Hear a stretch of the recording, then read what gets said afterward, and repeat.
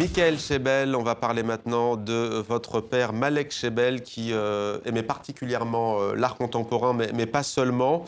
La disparition de votre père, disons-le aujourd'hui, moi je l'avais reçu dans 64 minutes de mon enfance il y a quelques mois avant sa disparition, ça avait provoqué beaucoup de tristesse, pas que dans le monde intellectuel en France.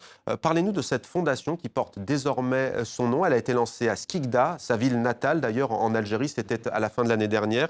Elle est tout juste lancée en ce moment à Paris. Quel en est l'objectif et l'ambition au juste? Déjà, merci beaucoup pour l'invitation. Alors, la Fondation Malek Chebel, elle a été lancée en décembre 2016, Ouais. c'est-à-dire un mois tout juste après le décès. Donc, c'est un truc qui s'est fait très vite. Les amis, les camarades, les professeurs de Malek Chebel en Algérie se sont agglomérés, ont tenu à lancer cette initiative pour continuer le combat des idées, continuer à prôner un islam des Lumières, une vision apaisée de la société, des rapports sociaux, etc. Et là, tout récemment, il y a quelques jours, on a inauguré la Fondation Malek Chebel en France, à Paris. Et voilà, c'est le début d'un travail universitaire pour nous qui se donne pour mission de promouvoir une vision éclairée de la société, une vision éclairée du monde. Mm. Farid Boudjelal, que vous inspirait cet homme qui nous a quittés récemment? Son œuvre perdure, c'est en tout cas l'objectif de cette fondation.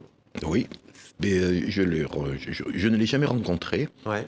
Bon, je le voyais, c'était quelqu'un qui est très présent sur les plateaux médiatiques, donc qui intervenait, et puis qui était. Et j'ai lu quelques bouquins de lui, notamment le dernier livre que j'ai lu de lui, c'est un livre sur la circoncision, Ouais. qui m'a beaucoup intéressé. Donc, et puis c'est quelqu'un qui laisse un grand vide. C'était une présence importante, un musulman libre et, et érudit. Ouais. Et pour perpétuer justement cet héritage culturel et théologique, il y a notamment les 100 mots du Coran de Malek Chebel aux éditions PUF, collection Que sais-je. Ce livre, Malek Chebel savait qu'il allait sortir à titre posthume.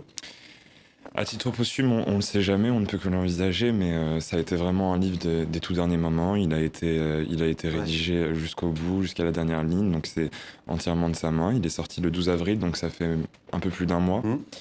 C'est vraiment un beau travail de pédagogie qui explique les notions, qui essaie de remettre les mots à leur place, qui explique... c'est vraiment un travail de pédagogie, de manière universitaire. Notamment guerre, djihad, gratitude envers Dieu, mosquée.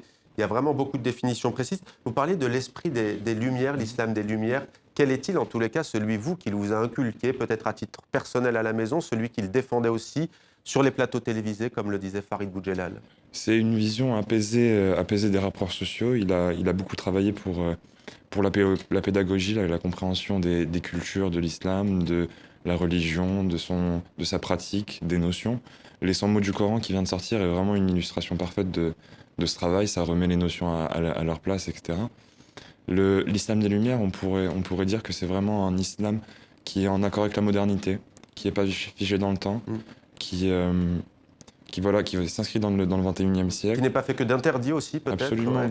qui n'est plus une vision rigoriste ou stricto sensus des textes et qui essaie de mettre de la raison dans l'usage spirituel.